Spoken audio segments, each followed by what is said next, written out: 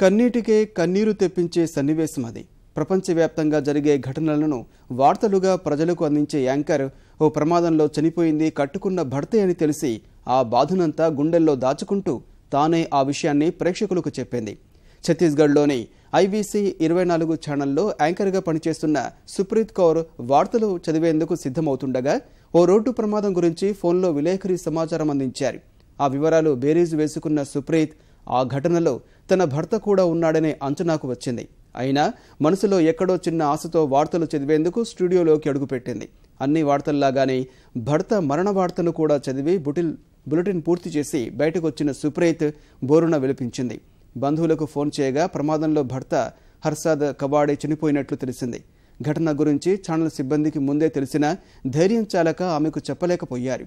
భర్త చనిపోయినా బాధను దాచుకుని సుప్రీత్ చూపిన ధైర్యం అసమానమని ఛానల్ సంపాదకులు ప్రశంసించారు.